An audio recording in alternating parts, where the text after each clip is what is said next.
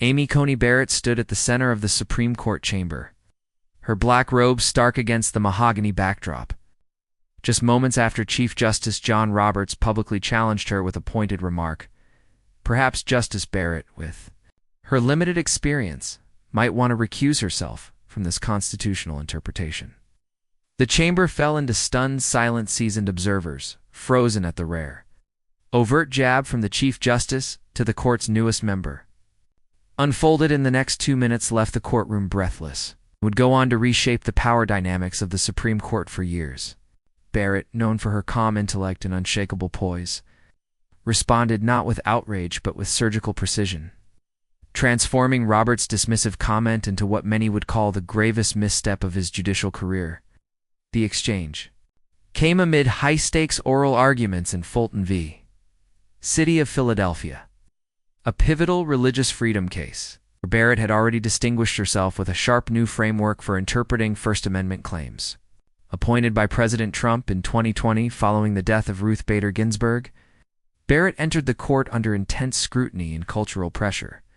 Yet in this moment, facing a Chief Justice appointed 15 years earlier by President George W. Bush, she didn't just defend her legitimacy, she redefined it.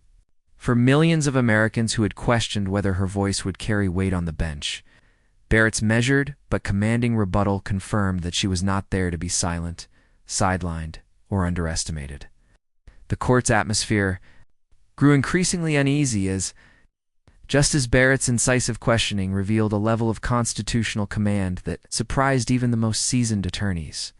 The first crack appeared when she cited a little-known 1887 precedent that directly contradicted the approach Chief Justice Roberts had long championed. "Justice Barrett," Roberts interrupted, his tone sharper than usual. "The court has moved well beyond that antiquated reasoning." Barrett, unfazed, nodded politely and pressed on. Journalists in the press gallery exchanged glances, sensing the rare friction between the court's leader and its newest member.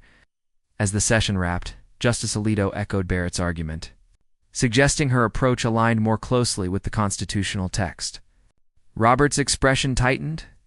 He could see momentum shifting. Later, during the justice's private conference, Barrett began outlining her analysis when Roberts abruptly cut her off. "We have established procedures for interpreting these clauses," he said dismissively, continuing to talk over her in what observers later called a shocking breach of the court's usual decorum. Justice Clarence Thomas raised an eyebrow but said nothing. That afternoon, the tension spilled into public view. In a different case discussion, Roberts turned pointedly to Barrett and said, "Perhaps Justice Barrett, with her limited experience, might want to recuse herself from this constitutional interpretation." The chamber froze. It was no longer subtle, it was a direct public attempt to sideline her. While she was still teaching the basics of law school, a collective gasp swept through the courtroom. Rarely had a Chief Justice so brazenly questioned a colleague's competence in open session. Courtroom sketch artists scrambled to capture the moment, while Justice Sonia Sotomayor, though ideologically opposed to Barrett, looked visibly unsettled by Roberts' breach of decorum. Barrett remained motionless, her expression unreadable. As Roberts suggested her status as a newcomer might warrant more observation than participation, Justice Kavanaugh glanced toward her with concern. Justice Kagan focused intensely on her notes, clearly distancing herself from the exchange. When Roberts finally finished, the silence was suffocating. Every eye turned to Barrett. She calmly straightened her papers, took a breath, and met his gaze. "Thank you, Chief Justice Roberts." "For your concern about my experience," she said, her voice steady, her tone respectful, but edged with quiet defiance. "I believe my years teaching constitutional law have prepared me for this role just as your time in private practice prepared you for yours." It was a surgical reminder that Roberts had joined the court with no prior judicial experience. While she had already served as a federal appellate judge, Barrett continued, "That said, I think we would all benefit from turning to the actual text of the Constitution here, rather than relying exclusively on evolving frameworks." Barrett calmly reached for her worn pocket constitutional ways by her side during court sessions. Without glancing at notes, began quoting 5 key sections with precision and clarity. She seamlessly connected each to the issue at hand, showing deep command of constitutional structure. And perhaps most relevant to today's discussion, she continued, is the original understanding of the First Amendment's religious protections. It's outlined by James Madison in his 1789 address to Congress. She then flawlessly recited the complex paragraph from memory, later confirmed word for word by legal scholars. In light of these foundational texts, Barrett concluded, I must respectfully disagree that faithfulness to original meaning signals inexperience rather than judicial discipline. The courtroom remained frozen. Justice Thomas nodded in approval. Justice Kagan, despite political differences, looked up with what seemed like new respect. But Barrett wasn't done. She delivered her sharpest point by citing a decades-old law review article written by Roberts himself, where he had championed a strict, text-based approach. As a young attorney, he wrote that the court's highest duty is fidelity to the text above all institutional considerations, she said, quoting Roberts' own words. I've always admired that view. Oh. I'm simply trying to honor it here. Justice Alito struggled to suppress a smile, while Roberts, for perhaps the first time as Chief Justice, sat speechless. The man known for his sharp wit and verbal command, Chief Justice Roberts, sat in stunned silence, his earlier dismissiveness replaced by visible unease. A veteran Supreme Court reporter would later call it the most elegant evisceration of a Chief Justice in modern history. Without raising her voice or showing anger, Barrett had calmly dismantled Roberts' challenge and asserted herself as a commanding constitutional thinker. When Roberts finally spoke, his tone lacked its usual authority. Thank you, Justice Barrett, for that comprehensive response. The court will take all perspectives under advisement. But everyone in the chamber knew what had just happened. In under 3 minutes, Amy Coney Barrett had shifted from being the court's junior justice to one of its most respected constitutional voices, not through drama, but with quiet, irrefutable legal brilliance. The impact rippled far beyond the bench. Within hours, legal blogs were unpacking her words, and the hashtag Barrett Brilliance began trending. Clips of the exchange hit 5 million views by nightfall, as scholars from across the spectrum praised her poise and intellect. Inside the Supreme Court, the mood had changed. According to insiders, Justice Clarence Thomas quietly approached Barrett after the session and said simply, "Well done." That was long overdue, Justice Thomas said with a rare broad smile as he and Barrett walked toward their chambers, typically reserved. Thomas's reaction captured the quiet shift happening within the court. Justice Alito reportedly told a clerk that Barrett's response would be studied in law schools for generations. Even Justice Sotomayor, despite her ideological distance from Barrett, was overheard telling her clerks. The exchange underscored the value of deep constitutional understanding across philosophical lines. The next morning, reporters noted that Chief Justice Roberts arrived unusually early, carrying several constitutional history books. A court staffer later confirmed he had requested James Madison's complete writings from the Library of Congress, a clear sign he was revisiting the very texts Barrett had cited so confidently. Most telling, however, was the subtle but unmistakable change in the court's internal dynamics. At the next public session, Roberts was seen leaning toward Barrett before arguments began, consulting her with what observers described as a new tone of respect. The Chief Justice, once firmly atop the court's intellectual hierarchy, now clearly recognized Barrett as a force to be reckoned with. He could no longer dismiss her. During that day's oral arguments, Chief Justice Roberts didn't interrupt Barrett, once a notable shift from earlier sessions. In the private conference that followed, court insiders reported a remarkable moment. Roberts asked Barrett to explain her view on a complex jurisdictional issue before he gave his own opinion, a rare gesture of deference to the court's most junior member. Justice Kagan was reportedly surprised by the breach in traditional seniority protocol. Soon after, Barrett was assigned to write the majority opinion in 2 major cases, an unusual responsibility for a new justice. Sources suggested Roberts, in an effort to mend internal dynamics, tacitly acknowledged Barrett's growing authority. Her influence spread quickly. Justice Breyer adopted parts of her framework in a concurrence, and her constitutional method began appearing in other draft opinions.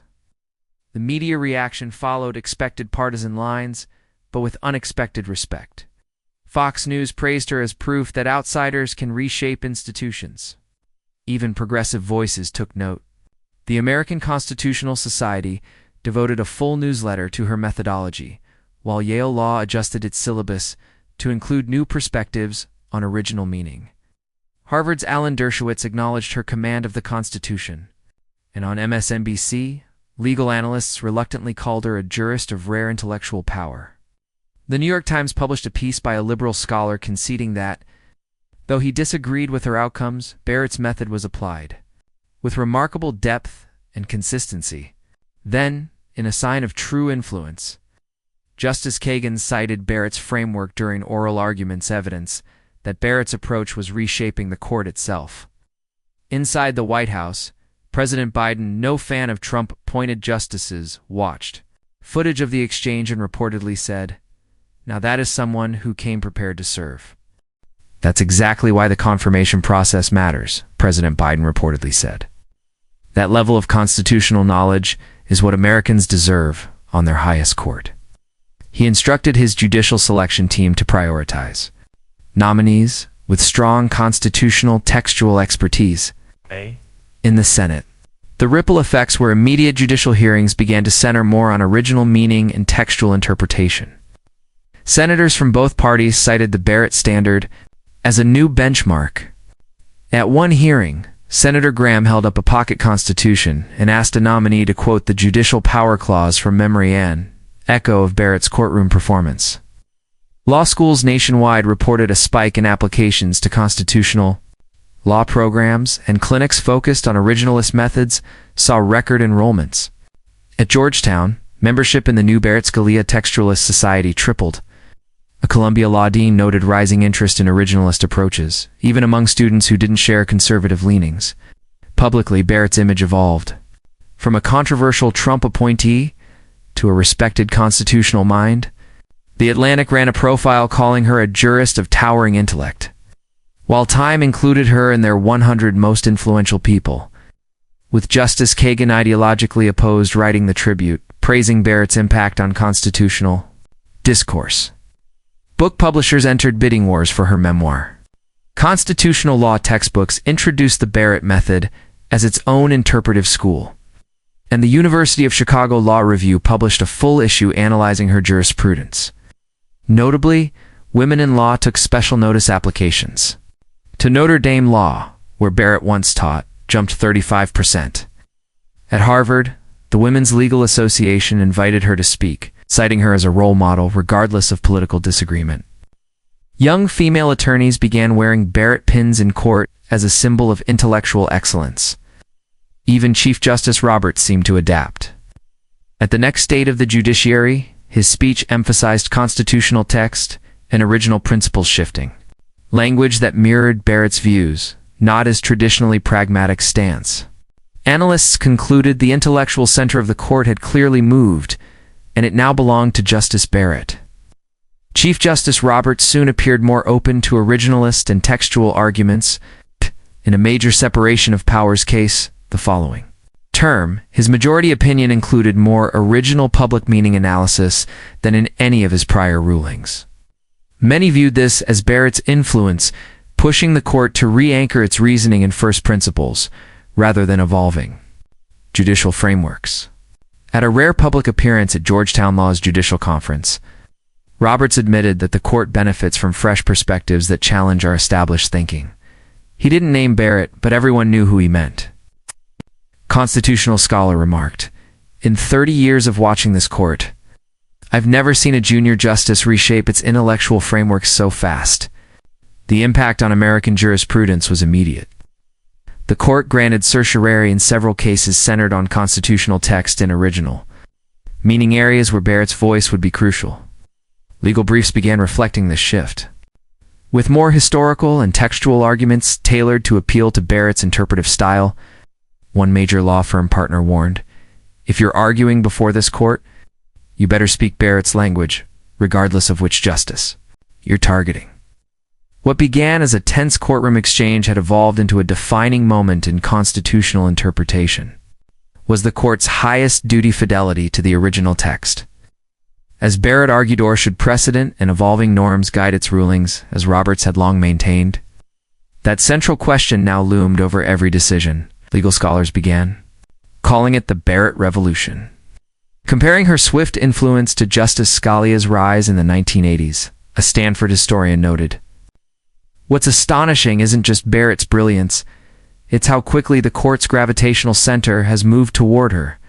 On Capitol Hill, lawmakers also took notice. Staffers began consulting constitutional text more closely. When drafting bills, aware that Barrett's interpretive lens might ultimately decide their fate, we're legislating with Barrett in mind now," a senior congressional aide admitted. "We're literally asking ourselves, would this language pass Justice Barrett's textual test before finalizing major bills?"